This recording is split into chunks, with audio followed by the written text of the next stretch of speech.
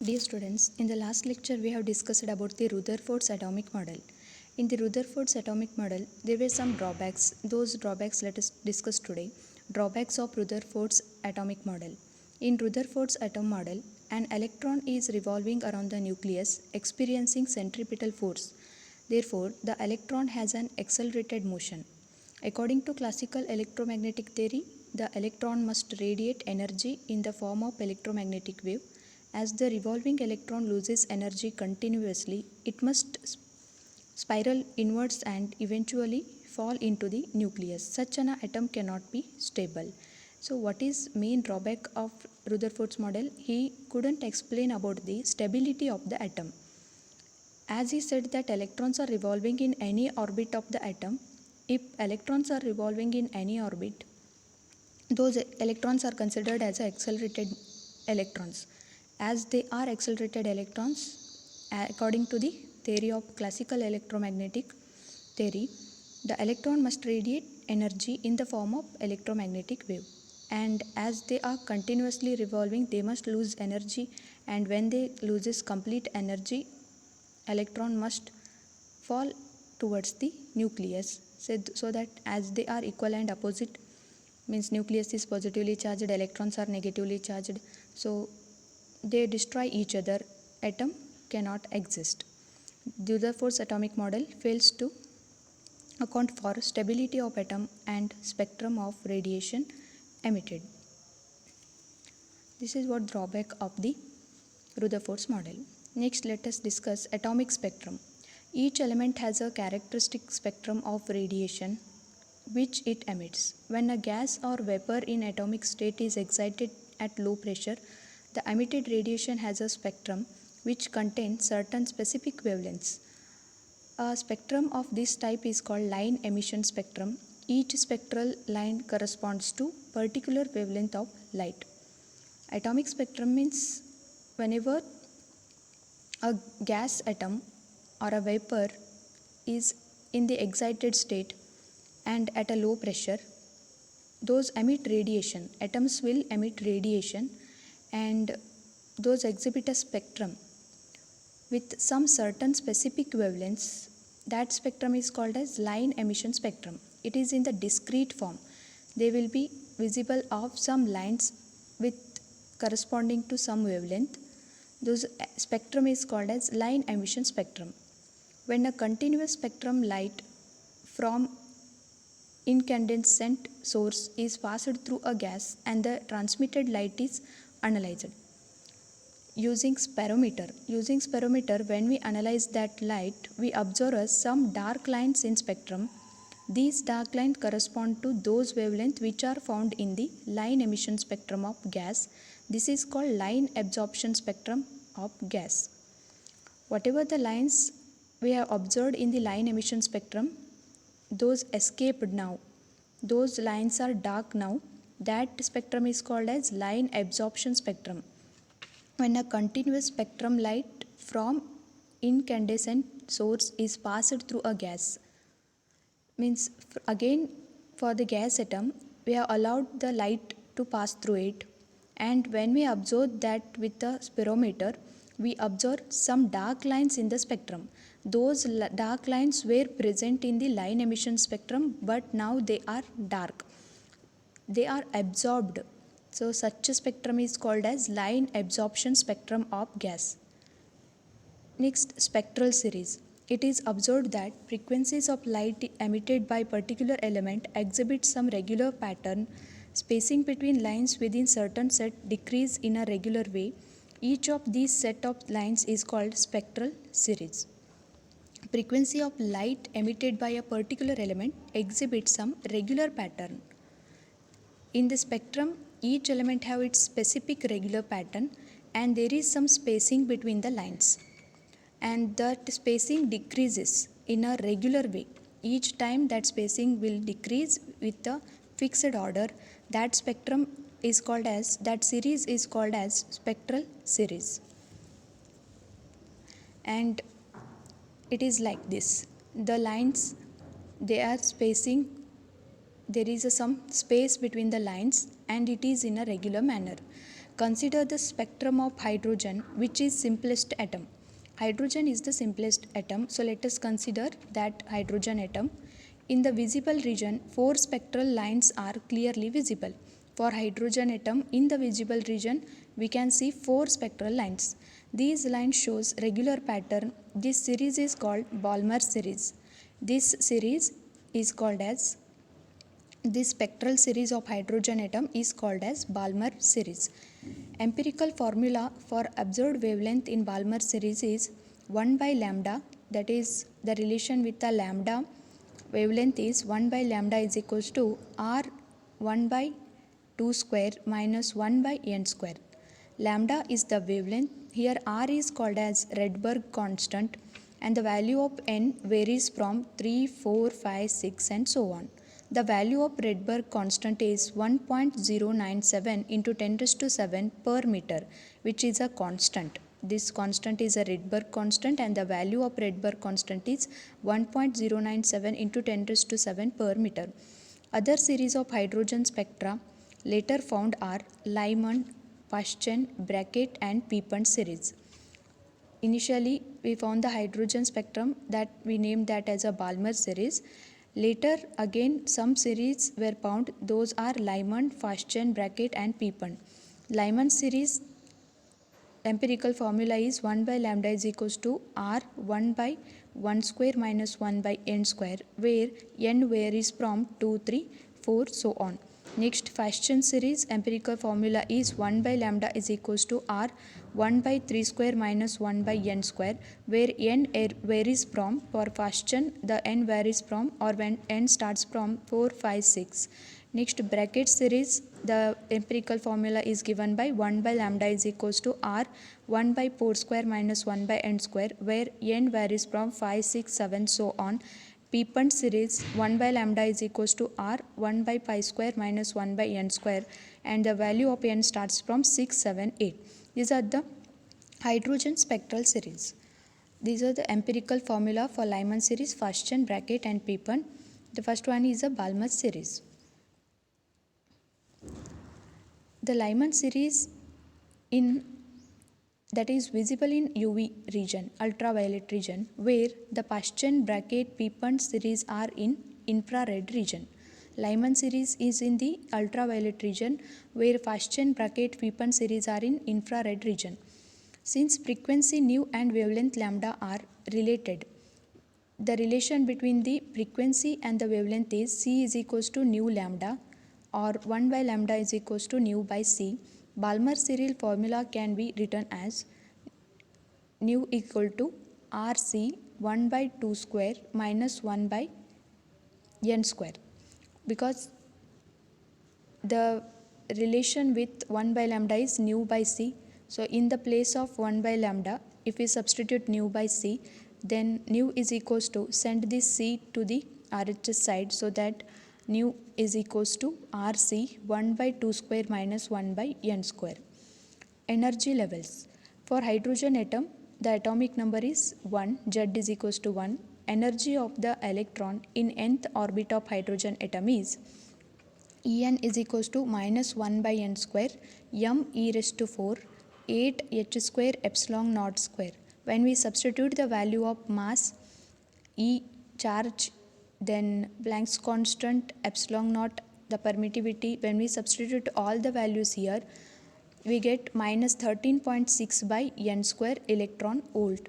From this equation, energy of the electron in all the orbit of hydrogen atom can be found and represented as energy level as it is in the diagram. The diagram is like this: energy, these are the energy levels, and in the diagram, discrete energy levels are represented by horizontal lines. These horizontal lines represent the discrete energy levels.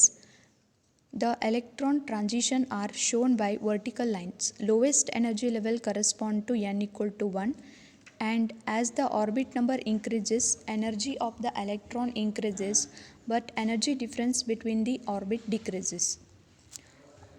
The vertical lines, these vertical line shows the electron transition, horizontal line shows the discrete energy levels. Ionization energy and excitation energy. Minimum energy required to remove the electron from ground state of the atom to infinite distance from the nucleus is called ionization energy. The energy required to remove the electron from the ground state of atom to infinite distance from the nucleus is called ionization energy. As we have discussed, the atom, it is made up of many number of energy levels. So from the ground state to infinite distance, to move the electron from the ground state to the infinite distance, we need minimum amount of energy, and that energy is called as ionization energy. The energy of electron in the ground state of hydrogen atom is minus 13.6 electron volt. From this expression, that is En is equals to minus 13.6 by n square, if we substitute the value of n is equals to 1, that is the ground state, then the energy of the minimum energy required to remove the electron from the ground state to infinity of hydrogen atom is minus 13.6 electron volt. The excitation energy is defined as energy required to raise an atom from normal state to into excited state. From the normal state to excited state, if we want to move the electron from the normal state to the excited state, we need again minimum amount of energy, or the energy, that energy is called as excitation energy. Energy required to raise the atom from normal state to excited state is called excitation energy. Hydrogen atom and energy of the electron in the ground state n is equals to 1 is minus 13.6 electron volt, and that in the next higher state is n equal to 2, where when we substitute n equal to 2 here in this relation, that is En is equals to minus 13.6 by n square, we get that energy is equals to minus 3.4 electron volt. Excitation energy for transition from n equal to 1 to n equal to 2 is energy next level, that is highest state minus lowest state, E2 minus E1. The value of higher state is minus 3.4 electron volt minus the value of lower energy is minus 13.6. Excitation energy transition from n equal to 1 to n equal to 2 is 10.2 electron volt. As there were some drawbacks in the Rutherford's model, Bohr has proposed his particular model for the atom or the structure of atom. So Bohr model of the hydrogen atom, he took the simplest atom called as hydrogen atom. An electron in an atom could revolve around the nucleus in a certain stable orbit without emission of radiant energy. As Rutherford said that electrons revolve around the nucleus in any orbit, and if electron revolve in any orbit, those we can consider those electron as a accelerated electrons or accelerated charges. So if accelerated charges moving in a circular motion, they must lose the energy and they should collide with the nucleus so that the atom is unstable. So Bohr he said that an electron is an atom that could revolve around the nucleus in a certain stable orbit without emission of radiant energy. According to his theory, those electrons revolving around the nucleus, those will not radiate energy. Each atom can exist in certain stable state, and each possible state has definite total energy. These states are called stationary states. Each atom can exist in a certain stable state, and each possible state has a definite total energy. These states are called stationary states of the atom. Orbit of electron in the state is called stationary orbit or non-radiating orbit. According to Bohr, electrons will not revolve in any orbit. They will revolve in a certain fixed orbit or a stationary state where energy of those state is fixed. Total energy of this state is a stationary, so that those states are called as stationary states. And those in those orbit, electrons will not radiate any energy. That's why those orbits are called non-radiating orbit. Electron revolve around the nucleus only in those orbit for which angular momentum is integral multiple of h by 2 pi, where h is Planck's constant.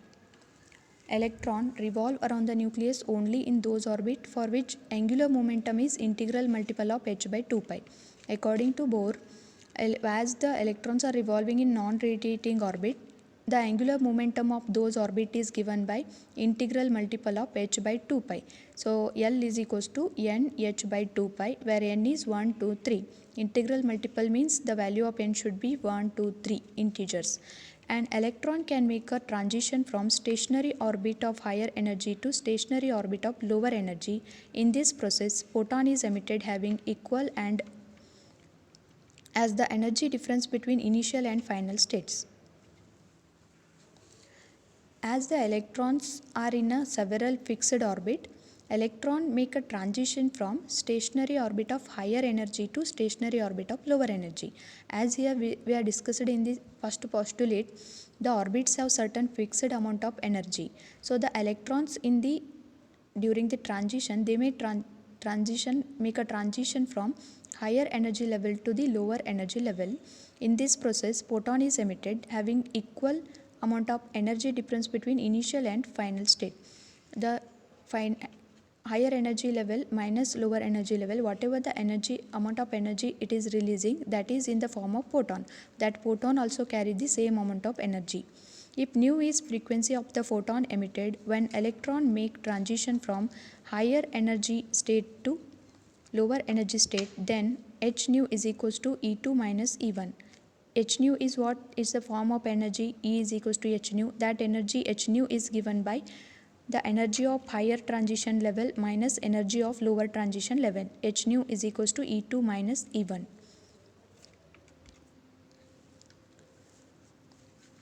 So we are discussing about here the Bohr model for hydrogen atom. Let us consider a electron of mass m.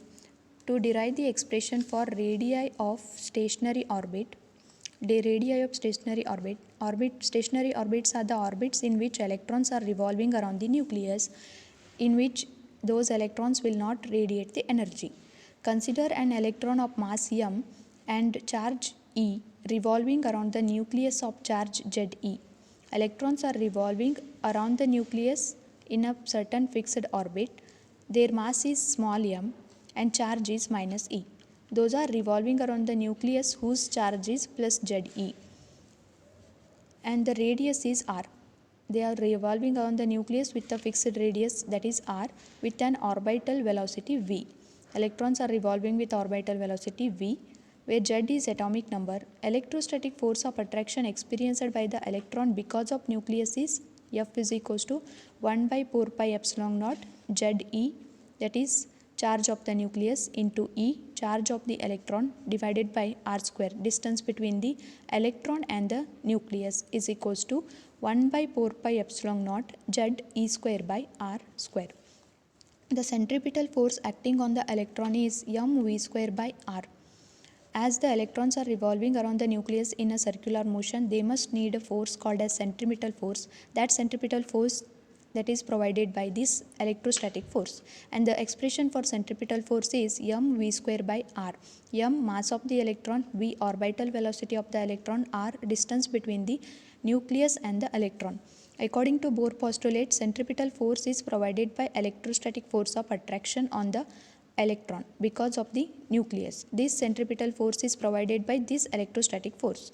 We can equate these two forces, that is centripetal force is equals to electrostatic force, because centripetal force is provided by the electrostatic force. Then mv square, here r square is there, one r get cancels, mv square r is equals to Ze square by 4 pi epsilon naught. Let us call this as equation 1.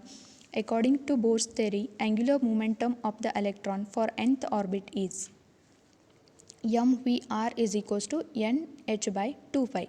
According to Bohr theory, the electron revolve in an orbit whose angular momentum is integral multiple of h by 2 pi. So angular momentum is given by mvr is equals to nh by 2 pi. Then v is equals to nh, m and r we can send this side, so that v is equals to nh divided by 2 pi m r. On substituting this value in equation 1, substitute the value of v velocity in equation 1. We get m, v square is there, so this term will become n square h square by 4 pi square m square r square into r is equals to z e square 4 pi epsilon naught. R is equals to n square h square.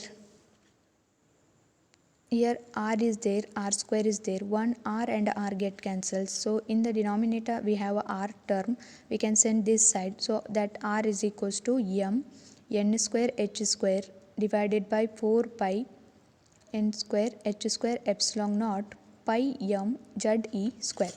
One term r is equals to n square h square epsilon naught, these terms goes to numerator, then in the denominator we have pi m z e square. Let's call this as the equation 2. This equation gives the radius of nth stationary orbit. This is the expression for radius of nth stationary orbit. Since the value of n is 1, 2, 3, so on, it follows that radii of orbit are proportional to square of the natural numbers. For hydrogen, the value of Z atomic number is 1. So R is equals to n square h square epsilon naught pi m e square. When you substitute the value of these constants, then we get n square 5.29 into 10 raised to minus 11 meter. For hydrogen, R is equals to n square 5.29 into 10 raised to minus 11 meter. The radius of innermost orbit of hydrogen atom is called Bohr radius. The innermost orbit of hydrogen atom is called as Bohr radius since the value of n is 1. For the innermost orbit, Bohr radius value is r is equals to 5.29 into 10 raised to minus 11 meter. Substitute n is equals to 1 for the innermost orbit, that is called as Bohr radius, and the Bohr radius value is 5.29 into 10 raised to minus 11 meter. Orbital speed of electron in a stationary orbit. Consider an electron of mass m and charge minus e revolving around a nucleus of charge Z in a circular orbit of radius r with an orbital velocity v. The electrostatic force of attraction experienced by the electron because of nucleus is, again, nucleus is at the center, electron is revolving in a certain fixed orbit. So the force of attraction or electrostatic force of attraction between the nucleus and the electron is F is equals to 1 by 4 pi epsilon naught ZE into E divided by R square. 1 by 4 pi epsilon naught Z E into E square divided by R square. Again, the centrifugal force acting on the electron is mv square R by R. mv square by R. According to Bohr's postulate, this centripetal force is provided by electrostatic force of attraction because of the nucleus. This centripetal force is provided by this electrostatic force. Therefore, we can equate both the forces. mv square by R is equals to 1 by 4 pi epsilon naught Z E square by R square. Then mv square, here r and r get cancelled, one r remains, mv square r is equals to Z E square by 4 pi epsilon naught. Send this r to this side, so that mv square r is equals to Z E square by 4 pi epsilon naught. Let us call this as equation 1. According to Bohr's postulate, the angular momentum of electron is in the nth stationary orbit and is given by mv r is equals to nh by 2 pi. As the electrons in a revolving in a certain fixed orbit, that orbit's angular momentum should be integral multiple of h by 2 pi. According to the Bohr's postulate, we have considered like this, so that mvr is equals to nh by 2 pi. Value of n is again 1, 2, 3 because it is integral multiple, n should be 1, 2, 3, so on. Dividing equation 2 by 1, we get mvr divided by mv square r, 1 v remains, so v is equals to 1 by n. Here this z e square remains 1 by n dividing 2 by 1, so v is equals to 1 by n. When we divide these two equations, we get 1 by n z e square divided by 2 epsilon naught into h. Equation 3 gives the orbital velocity of electron of the nth stationary orbit of an atom of atomic number Z. Z is atomic number, n is nth stationary orbit. For hydrogen, again the value of Z is 1. So the orbital velocity of hydrogen is v is equals to 1 by n e square divided by 2 epsilon naught h. We have substituted the value of Z is equals to 1 for hydrogen. Orbital velocity of electron is inversely proportional to orbit number. Thus, electron has a higher velocity in the inner orbit. After the expression for orbital velocity, now let us discuss the total energy of electron in a stationary orbit. Consider an electron of mass m and a charge minus e revolving around a nucleus of charge plus Ze in a circular orbit of radius r with an orbital velocity v, atomic number Z. Because of its motion, electron has kinetic energy because electron is in the electric field due to the nucleus. It has potential energy. The total energy of the electron is sum of its potential energy and kinetic energy. This electron has both potential energy and kinetic energy. It has potential energy due to the electric field. Therefore, the total energy of electron is sum of potential energy and kinetic energy. The electric potential energy at a distance r from the nucleus is 1 by 4 pi epsilon naught Ze divided by r. The electric potential of the charge, that is electron, at a distance r from the nucleus is given by 1 by 4 pi epsilon naught Ze divided by r. Electric potential energy of the electron at a distance r is 1 by 4 pi epsilon naught Ze by r. Potential energy of the electron at a distance r from the nucleus is U is equals to 1 by 4 pi epsilon naught Ze by r minus E is equals to minus 1 by 4 pi epsilon naught Ze square by r. Now the kinetic energy of the electron is half mv square. The centripetal force acting on the electron is mv square by r. The electrostatic force of attraction experienced by electron because of the nucleus is 1 by 4 pi epsilon naught Ze E by r square. That is, from the Coulomb's law, nucleus charge is Ze, charge of electron is E, and the distance between nucleus and the charge is r. So force, that is force of attraction between the nucleus and the charge, is 1 by 4 pi epsilon naught Ze E by r square is equals to 1 by 4 pi epsilon naught Ze square by r square. According to Bohr's postulate, this centripetal force is provided by electrostatic force of attraction on the electron because of the nucleus. Then the centripetal force mv square r is equals to 1 by 4 pi epsilon naught Ze square by r square. Mv square is equals to Ze square by r. Substituting this value in equation 2. In equation 2, substitute the value of mv square. Mv square equal to, we got Ze square by r. So, that is, kinetic energy is equals to half 1 by 4 pi epsilon naught Ze square by r is equals to 1 by 4 pi epsilon naught Ze square by 2r. Kinetic energy. From 1 and 3, the total energy of the electron in a stationary orbit of radius r is, from equation 1 we got the potential energy, and from equation 3 we got the kinetic energy of the electron. Then total energy of the electron is En, that is total energy equal to kinetic energy plus potential energy. Kinetic energy is 1 by 4 pi epsilon naught Ze square by 2r minus potential energy is minus 1 by 4 pi epsilon naught Ze square by r. So here minus 1 by 4 pi epsilon naught Ze square by r. Common is 1 by 4 pi epsilon naught. 1 by 4 pi epsilon naught is a common. Ze square by r. Then when we take common this one, 1 by 2 remains in the bracket. Here the term 1 by 2 is remaining. 1 by 2 minus 1. So after the calculation we got the total energy as minus 1 by 4 pi epsilon naught Ze square by 2r.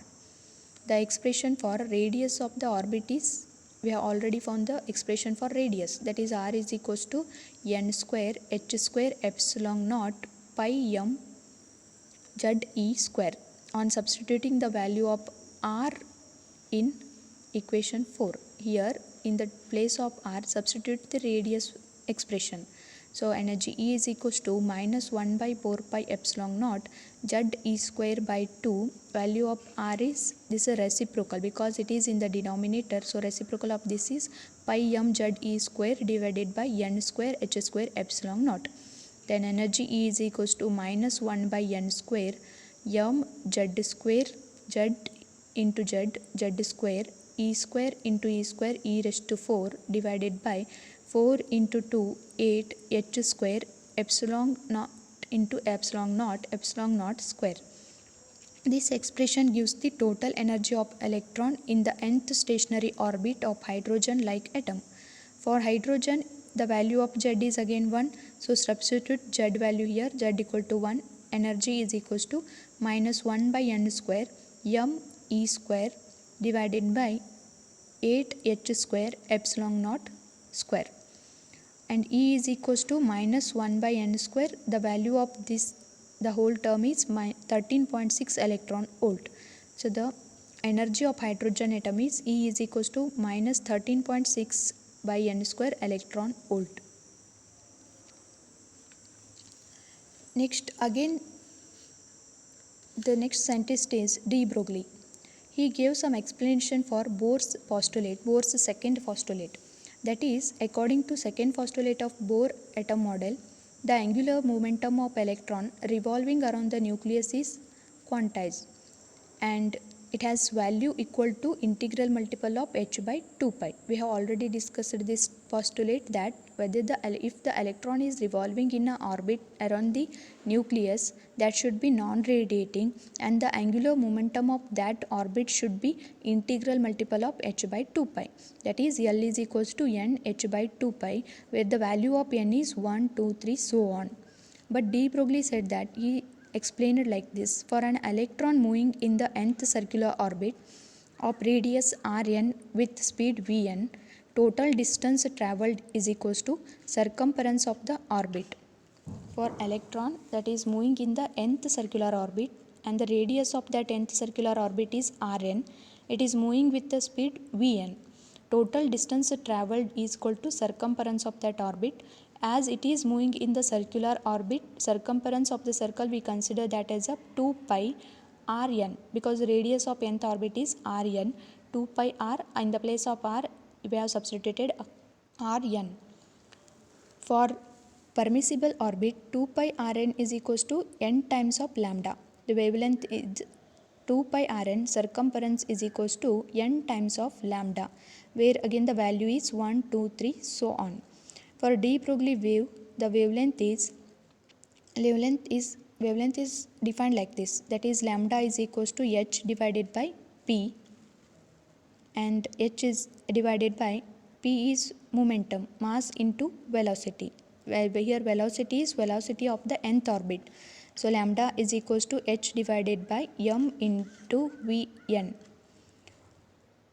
which is equals to m into Vn into Rn is equals to n times h by 2 pi. That is, the angular momentum is integral multiple of h by 2 pi. That is angular momentum. L is equals to mvr is equals to n h divided by 2 pi. De Broglie explained that integral multiple of h by 2 pi is the orbital angular momentum. That orbital angular momentum he explained for the nth orbit. He took the nth orbit, the radius of nth orbit is Rn, velocity of the nth orbit is Vn, and mass of the object at nth orbit is m. So the angular momentum of that orbit is L is equals to m Vn, Rn is equals to n h by 2 pi.